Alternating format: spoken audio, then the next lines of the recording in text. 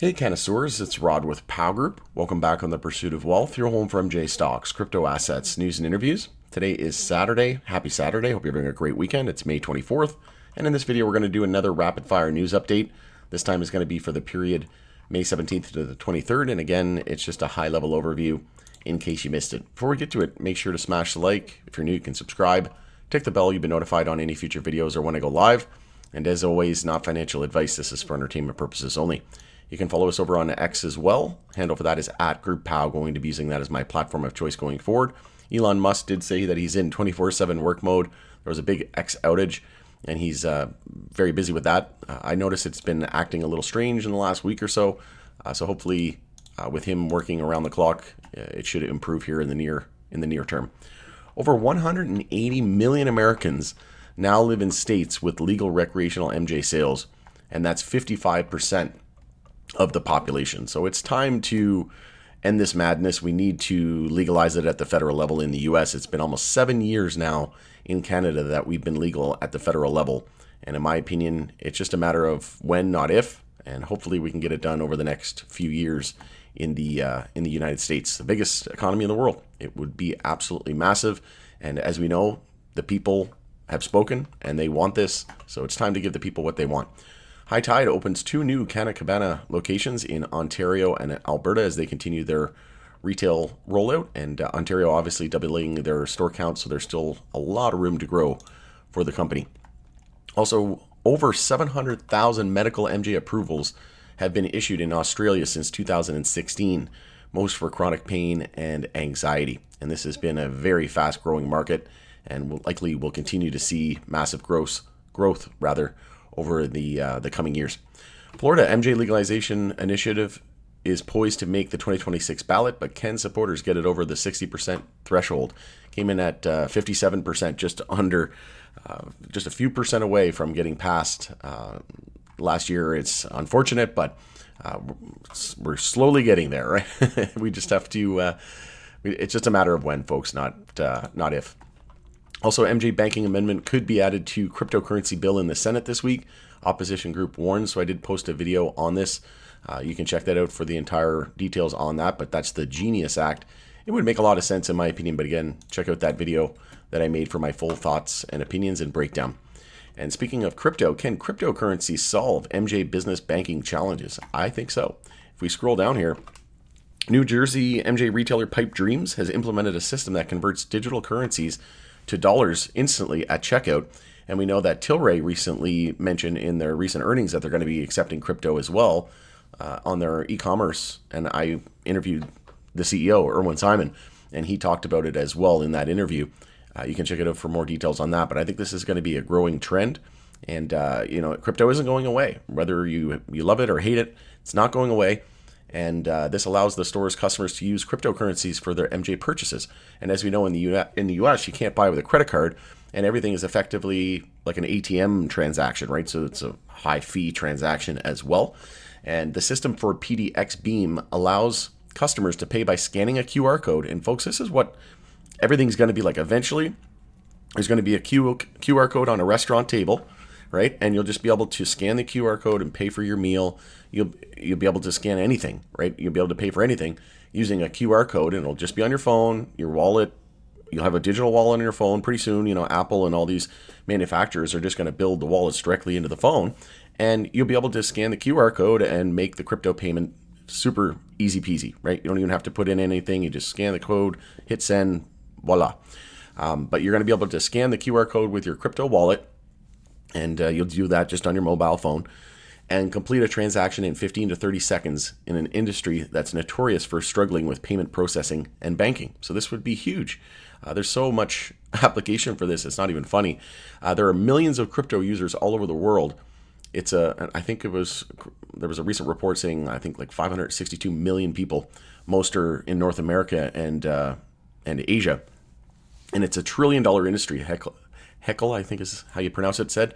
People have money that isn't being utilized. This allows people to get real world use out of it. So again, yeah, people who say there's no value to crypto, well, how is it not valuable? And with stable coins, it's pegged 1-to-1 to the US dollar. So it's effectively, and you have to have T-bills to back that up in reserve. So if you're buying a stable coin, it's actually helping the dollar.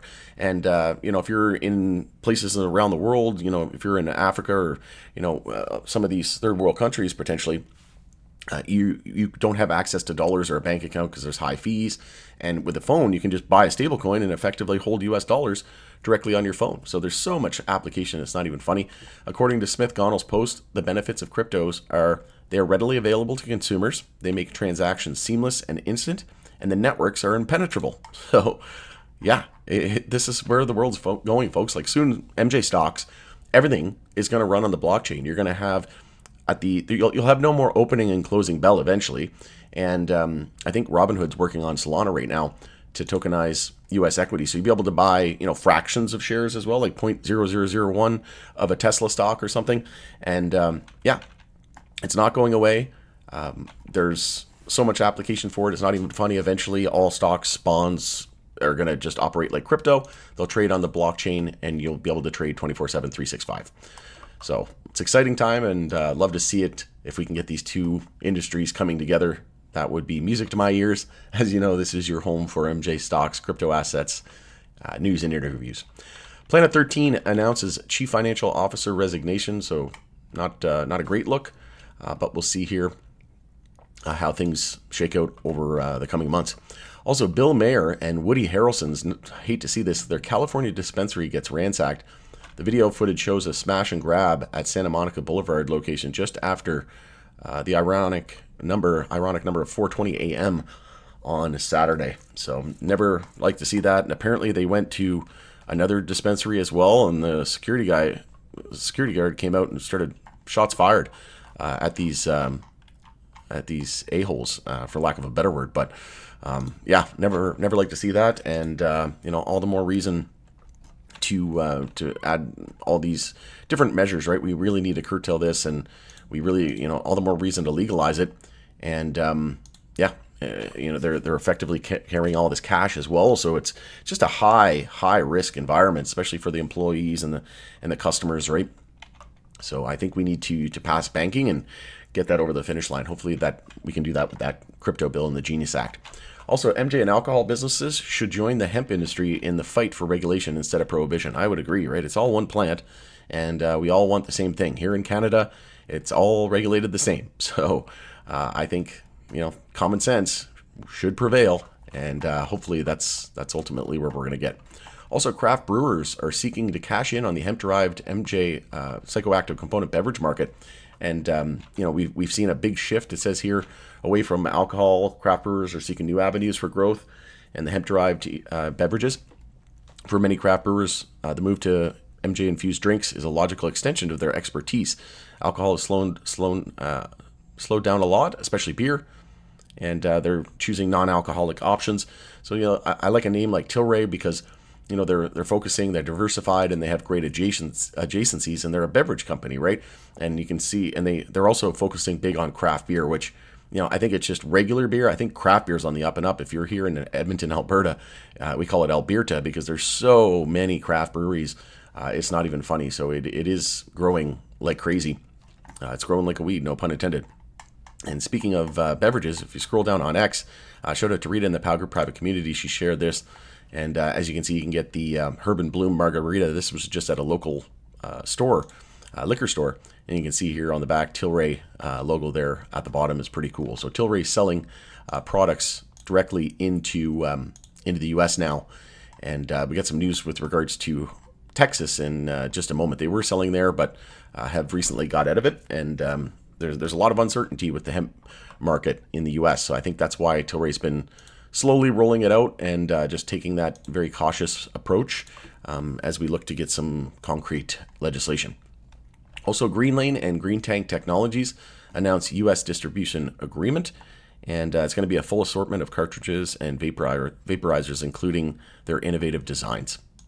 Also, the MJ Council of Canada welcomes the findings of Deloitte's report and calls for change to excise tax to strengthen Canada's legal MJ industry. And I did a whole video on this, so if you haven't seen it, check it out. You got to watch it. Highly encourage you that you do. And essentially, they're looking to get rid of that flat fee and switch to a percentage fee. And they talk about how the illicit market still is comprised of about 25 to 40% of total sales in Canada. Pretty wide gap there, but as you can see, regardless if it's 25 or 40, still a very, very large number that we have to come down. And it's time to start supporting this industry, right? It's been almost 7 years, and a lot of producers are going out of business, and the number one reason why they say they're struggling is because of high excise tax, right? But again, why are they doing that? In my opinion, it's the only thing that makes sense. Same with the US and the 280E tax code. It's to weed out, no pun intended, all of the small mom and pop shops, right? They just want to, they're saying it's a level playing field. They're giving everybody the opportunity, but in my opinion, they know at the end of the day, it's the people with the deep pockets and the big corporations that are going to have the ability to weather the storm and come out of it on the other side. And it's all at the expense of the little guy and gal, right? And I think that makes the most sense. It's just to it's so that these big corporations could come in and buy all these other smaller producers and buy them up for pennies on the dollar, right? They have all these great ideas and patents and products and innovations, and then they struggle, and then these corporations just come and buy them up for pretty much nothing, right? So it's unfortunate, but it's the only thing that makes sense to me.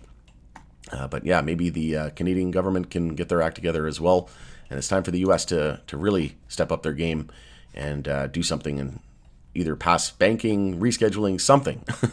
It's getting pretty ridiculous at this point.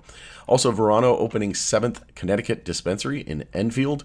We also have Tilray announced their medical division will be bringing Canada's iconic MJ brand Good Supply to Germany. And you can see here it's going to be a bunch of different strains.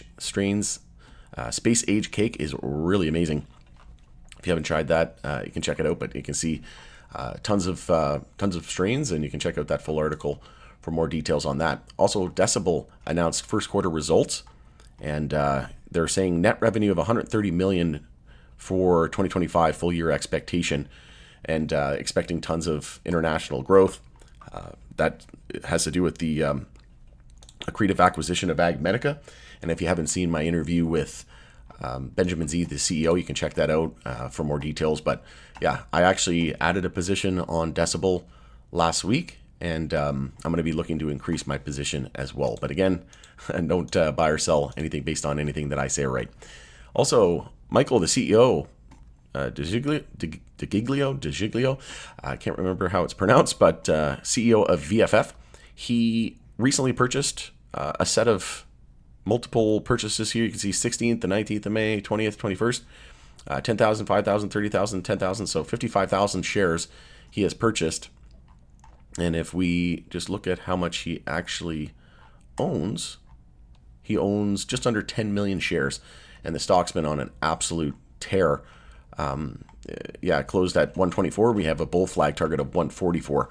So it could very well regain NASDAQ compliance as well. It's well underway. And 144 could be in the cards even next week potentially. Also, Senate committee approves Trump's DEA pick, who has refused to say if he supports MJ rescheduling proposal before the agency. But he did say that he would make it a top priority. And in my opinion, he's just going to, it's just going to come a top-down approach, right? You're going to see it coming from the executive branch, and he's just going to do what he was told, in my opinion. And I don't think that he'll stand in the way of it. I think he'll get it done and reschedule it to Schedule 3. But yeah, we'll see what happens. Could potentially see him confirmed maybe the first or second week of June. So we'll continue to keep our eyes on that. Also, Texas House passes near total ban on hemp-derived psychoactive component. So Texas' estimated $5.5 billion market in hemp-derived psychoactive component is in mortal danger after the state house approved a blanket ban on intoxicating products. The ban, pushed by Lieutenant Governor Dan Patrick and approved by the state Senate in March, passed the House by a vote of 86 to 53 on Wednesday night. Though a final House vote on Senate Bill 3 is scheduled for Thursday, it's expected to pass, and the ban is likely to be signed into law by Governor Greg Abbott, according to the Houston Chronicle. We are banning high, so yeah, it's not great. If it gets too high, it's not legal anymore.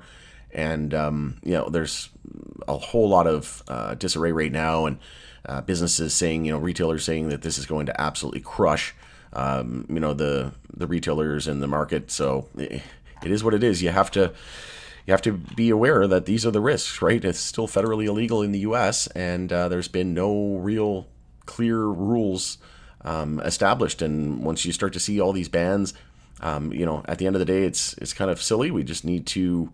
It should be coming from the top down. Like I said, it should just be legal at the federal level. It's way safer. It's medicine, way safer than alcohol and tobacco. It's just absolutely asinine, and we need to. The U.S. needs to get their act together, and the federal government has to intervene here. I mean, I'm all for leaving it up to the states and whatnot as well, but yeah, it has to be a balance, I guess. But at the end of the day, why not just deschedule it at the federal level? I mean, it's 7 years in Canada, and you can just see the amount of growth that we have here and the amount of jobs. And it's just doing all this policing. It's just come from the top down. It's time. Just legalize it. Come on. Key Pennsylvania lawmakers are optimistic a compromise MJ legalization bill can pass in the next few weeks, so that would be exciting. Could potentially become the 25th state to legalize at the recreational level. Also, Canadian MJ sales bounced in March. Statistics Canada released their March retail sales for the country, with MJ sales increasing from February levels, up 4.9% to 428.4 million. Love it. So like I said, big business. Curaleaf opens their 67th Florida dispensary in Punta Gorda. And just a couple articles left. MJ operator Forefront files for receivership. So minor MJ multi-state operator MSO said its subsidiaries have filed for voluntary receivership in Massachusetts. So not great. The company headquartered in Phoenix, Forefront has operations in 3 other states, according to the company website. Massachusetts, they got Illinois and Washington. And the move is in response to substantial balance sheet liabilities and a shortage of operational financing, the company's board chair, Chris Crane, said in a Thursday news release. And I've been saying this for a while now. You have to prepare for this. There's going to be a rude awakening. MJ MSOs, like MJ companies in the U.S., are in for a tough time, in my opinion, over the next few years as prices come down. There's huge price competition, price compression and competition. And you're starting to see the Canadian companies enter the market as well. So hope I'm wrong, but it's going to be a tough time, I think, for a lot of these operators in the U.S. Also, 2/3 of children with autism showed behavioral improvements from CBD in new double-blind placebo-controlled study. So love to see that as medicine of the future continues to shine through. Also, California committee unanimously passes bill to delay MJ excise tax increase. So the fact that it's being increased is just insane. And in Canada, like, we're working hard, right? These producers, MJ Council of Canada, you got Deloitte now backing them. Everybody's trying to do the opposite, get the excise tax, get it dropped. But yeah, that was a 13-0 vote. Wow, sending it to the full assembly for consideration. So, well, hopefully this does pass. I mean, it's been very, very difficult in California for a lot of these operators struggling, and this would just be a nail in the coffin, in my opinion. And again, what's happening in California, what's happening in a lot of these other these states, it's going to be happening at a national level, in my opinion. And like I said, it's going to be, we're already seeing prices there come down in Oregon as well, like super low. And I still think the average for price of an ounce in the U.S. is somewhere around $250 to $300, which is absolutely insane. That's like somewhere around $350 Canadian. Here in Canada, you can get an ounce for like really good stuff, like Quad A, and you can get it for like 30% psychoactive component, and you can get it for like sometimes 120, 140 for the really good stuff. Some that maybe a little bit more than that, maybe 160, but there's no shortage of ounces as well for like $90. Like, it's absolutely insane. I can't imagine still paying in 2025, close to $300 for an ounce. That's just absolutely mind-boggling to me. All right, going into there, it's Rod with Pow Group. Thanks again for joining us on the Pursuit of Wealth, and I hope you have a great rest of your weekend. We'll catch you on the next one.